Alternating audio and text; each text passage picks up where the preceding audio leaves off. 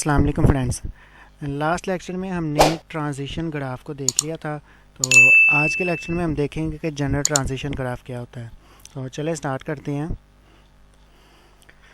General transition graph basically transition graph का एक next step है। तो ये कह रहा है is a collection of three things. इसमें तीन चीज़ें होती हैं। फाइनाइट नंबर ऑफ स्टेट, ठीक है। सबसे पहले तो नंबर ऑफ स्टेट होंगी जो फाइनाइट होंगी, इसमें एटलीस्ट वन इज स्टार्ट। जैसे कि हमारे पास ट्रांजिशन ग्राफ में एक स्टार्टिंग स्टेट होती थी और जो फाइनल स्टेट है वो कह रहा है कि सम हो कुछ होंगी या कुछ एक भी नहीं हो सकती, ठीक है। मिनिमम कह रहा है कि एटलीस्ट वन हो सकती है और एक से ज़्यादा भी हो सकती है और एक भी नहीं हो सकती फाइनल स्टेट्स में। इसके अलावा हमारे पास finite set of input letters होते हैं, ठीक है। इनपुट लेटर्स होंगे तो ही हम कोई ना कोई उसे स्ट्रिंग्स बनाएंगे ना। यहाँ स्टेट को रीड, एक स्टेट से इनपुट लेटर को रीड करते हुए नेक्स्ट स्टेट पे जाएंगे, तो इसलिए हमारे पास सेकंड कह रहा है कि यहाँ पे हमारे पास finite set of input letter होते हैं जिससे हम क्या करते हैं, स्ट्रिंग्स बनाते हैं, ठीक है। जैसे कह रहा है स्ट्रिंग्स आर फॉर्म्ड, जिससे स्ट्रिंग बनती हैं। और इसके अलावा कह रहा है directed edges containing some pair of states, ठीक है।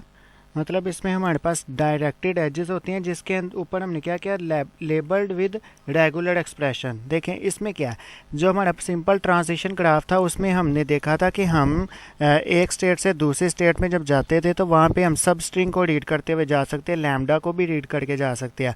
लेकिन जनरल ट्रांजिशन ग्राफ में क्या कह रहा है कि कंप्लीट एक रेगुलर एक्सप्रेशन को रीड करते हुए आप दूसरी स्टेट पर चले जाओ, ठीक है। बहुत ही सिंपल हो गया जनरल ट्रांजिशन ग्राफ। जैसे कि डीएफए हमने देखा था वो ज़्यादा मुश्किल था, एनएफए उससे इजी हो गया, ट्रांजिशन ग्राफ उससे ज़्यादा आसान हो गया। और जनरल ट्रांजिशन ग्राफ क्या है, इस पर सिंपल अगर आपको रेगुलर एक्सप्रेशन आता है तो आप एक स्टेट से दूसरी स्टेट पे मूव कर जाओ और एक कंप्लीट रेगुलर एक्सप्रेशन को रीड करते हुए। तो चलें इसको डिटेल में देख लेते हैं। यहाँ पर फर्स्ट एग्जाम्पल है, ये अल्फ़ाबेट है हमारे पास, इससे हमने लैंग्वेज बनाई कंटेनिंग डबल ए और डबल बी, ठीक है। ऐसे स्ट्रिंग्स, उस स्ट्रिंग का रेगुलर एक्सप्रेशन जिसमें डबल ए या डबल बी आता हो, तो हमारे पास ये रेगुलर एक्सप्रेशन है, ठीक है।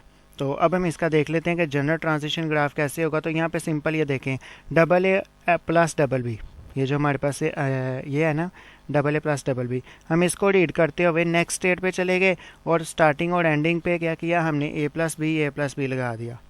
और अगर इसको मज़ीद जनरल करना है तो आप यहाँ पे इसी जगह पे कंप्लीट क्या कर सकते हो, ये जो रेगुलर एक्सप्रेशन को आप यहाँ लिख सकते हो। जैसे ये ए प्लस बी का स्टैटिक, मैंने ए प्लस बी स्टार्ट में लूप लगाया और एंड पे ए प्लस बी का लूप लगा हुआ है ना, जिसको आप यहाँ पे ए प्लस बी और स्टैटिक लगा सकते हैं, यहाँ पे क्लीन स्टार्ट क्लोजर जो होता है। और इसी तरह यहाँ पे ए प्लस बी और यहाँ पे एक क्लीन स्टार्ट क्लोजर लगा सकते हैं। मतलब कंप्लीट रेगुलर एक्सप्रेशन को इस जगह पर भी लिख सकते हैं, वो भी गलत नहीं है, ठीक है। कंप्लीट रेगुलर एक्सप्रेशन लिखो और यहाँ से रीड करते हुए, मतलब स्टार्टिंग स्टेट से रीड करते हुए फाइनल स्टेट पे जाओ, तो ये आपका जनरल ट्रांजिशन ग्राफ कंप्लीट हो जाएगा। नेक्स्ट एग्जांपल में कह रहा है beginning with and ending in same letter, ठीक है। यहाँ तो ए से स्टार्ट होकर ए पे एंड होगा, बी से स्टार्ट होकर बी पे एंड होगी। यहाँ तो सिंपल एक ए आएगा या सिंपल एक बी आएगा, ठीक है। Starting and ending with same letter. तो इसका ट्रांजिशन ग्राफ देख लेते हैं, सॉरी जनरल ट्रांजिशन ग्राफ। तो ये थोड़ा सा मतलब मुश्किल बना लिया हुआ है। अगर आप इसको सिंपल रखना चाहते हैं तो सिंपल ये कंप्लीट एक रेगुलर एक्सप्रेशन जो है ना, ये कंप्लीट रेगुलर एक्सप्रेशन, इसी को आप लिखते हुए क्या कर सकते हैं, एक स्टेट से दूसरी स्टेट पे, जैसे कि यहाँ पर एक स्टेट है और यहाँ से आप क्या करो, फाइनल स्टेट पे मूव करो और यहाँ पर क्या करो, एक कंप्लीट ये जो रेगुलर एक्सप्रेशन है इसी के ऊपर यहाँ पर लिख दो।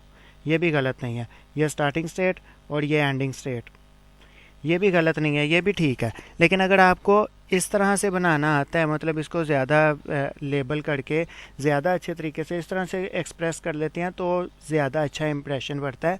तो यहाँ पर देखें ए को रीड करते हुए यहाँ तो देखें ए आ सकता है सिंपल, स्टार्टिंग से ये एंडिंग स्टेट पे आगे, बी आ सकता है, ठीक है। यहाँ तो अकेला ए आएगा, अगर ए नहीं आएगा तो ए से स्टार्ट होगी, यहाँ पे बी को रीड करेगा, बी पे एंड नहीं होगा, यहाँ से कंट्रोल नेक्स्ट आएगा, ए को रीड करके फिर फाइनल स्टेट पे यहाँ पे आया। तो starting with A and ending with A, ठीक है, सेम लेटर हो गया ना। यहाँ से अगर बी बार बार आना हो, मतलब ए बी तो जितने टाइम मर्जी बी आए, लेकिन एंड हमेशा ए पे होगा। अगर ए से स्टार्ट होगा तो। लेकिन और सेकंड देखें यहाँ से अगर बी से स्टार्ट हो जाता है तो क्या करेगा, यहाँ से ये ए को रीड करके यहाँ पे आएगा तो ये स्टेट जो है ये नॉन फाइनल है, ठीक है, ये फाइनल नहीं है, तो उसको मजबूरन बी को रीड करना पड़ेगा, फिर क्या होगा, स्ट्रिंग एक्सेप्ट होगी। और इसी तरह अगर बी के बाद ए आ जाता है तो ए को रीड करके फिर यहाँ पे आ जाएगा, उसके बाद फिर बी को रीड करके फाइनल स्टेट पे आएगा। और अगर बी से स्टार्ट होती है तो बी पे एंड होगी, और अगर ए से स्टार्ट होगी कोई भी स्ट्रिंग तो ए पे ही एंड होगी, वही यहाँ पे एक्सेप्ट होंगी, अदरवाइज रिजेक्ट हो जाएंगी, ठीक है। और इसके अलावा अगर ये वाला सिंपल जो तरीका मैंने जनरल बताया है इसको भी आप लिख लें, ये भी गलत नहीं है। नेक्स्ट हमारे पास एग्जाम्पल है beginning and ending in different letters. ये रेगुलर एक्सप्रेशन है, ए से स्टार्ट होगा तो बी पे एंड हो जाएगी, बी पे स्टार्ट होगी तो ए पे एंड हो जाएगी कोई भी स्ट्रिंग, ठीक है। तो उसका रेगुलर एक्सप्रेशन ये है, तो इसका जनरल ट्रांजिशन ग्राफ देख लेते हैं।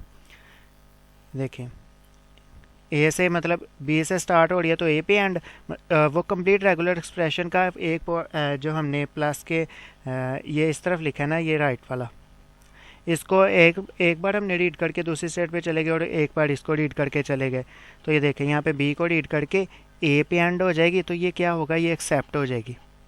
और हमने इसको कर लिया। अगर आप ऐसे नहीं करना चाहते, ए की जगह पे रखना चाहते तो कंप्लीट क्या करो, एक स्टेट से ये कंप्लीट रेगुलर एक्सप्रेशन को रीड करो, मतलब स्टार्टिंग स्टेट से ये कंप्लीट रेगुलर एक्सप्रेशन को रीड करते हुए एंडिंग स्टेट पे चले जाओ, ठीक है। तो वो भी गलत नहीं होगा, जैसे कि ये हमने सेकंड एग्जाम्पल उसी को, ये रेगुलर एक्सप्रेशन जो है ये सॉरी जनरल ट्रांजिशन ग्राफ जो है, इसी को हमने क्या किया, एक अलग तरीके से मतलब सिंपलेस्ट बिल्कुल जनरल बना दिया। तो ये देखें, ये कंप्लीट हमारा जो रेगुलर एक्सप्रेशन था वो यहाँ पर आ गया डायरेक्टेड एज के ऊपर, जो हमारा एज है। तो यहाँ से स्टार्टिंग स्टेट से हम क्या करेंगे, अपना रेगुलर एक्सप्रेशन को रीड करेंगे और फाइनल स्टेट पे आ जाएंगे।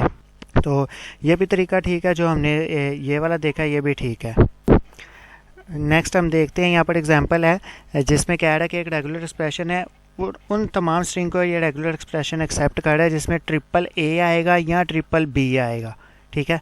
तो इसका रेगुलर एक्सप्रेशन यहाँ तो जनरल ट्रांजिशन ग्राफ ऐसे भी हो सकता है कि जिसमें ट्रिपल ए आए या ट्रिपल बी आए, और स्टार्टिंग पे हमने क्या किया, ए प्लस बी का लूप लगा दिया और एंड पे भी ए प्लस बी का लूप लगा दिया, जैसे ये लगाया हुआ, ठीक है। यहाँ तो हम इसको इस तरह से लिख सकते हैं, ये भी ठीक है। अगर नहीं तो आप क्या करो, सिंपल ए प्लस बी और स्टार्टिंग एंड एंडिंग पे, यानी कंप्लीट हमारा जो रेगुलर एक्सप्रेशन है उसको यहाँ पे लिखो, और स्टार्टिंग स्टेट से इस रेगुलर एक्सप्रेशन को रीड करते हुए आप एंडिंग स्टेट पे चले जाओ, तो ये भी ठीक है, ये भी एक्सेप्टेड है, ठीक है। तो ये जनरल ट्रांजिशन ग्राफ था, इसमें मतलब ज़्यादा कुछ मुश्किल था नहीं, ये बहुत ज़्यादा सिंपल था। तो इसीलिए हमने इसकी 2-3 एग्जांपल्स देखी, इससे ज़्यादा देखने की ज़रूरत नहीं, क्योंकि समझ तो आ गई, आप अब इसको आसानी से कर सकते हैं।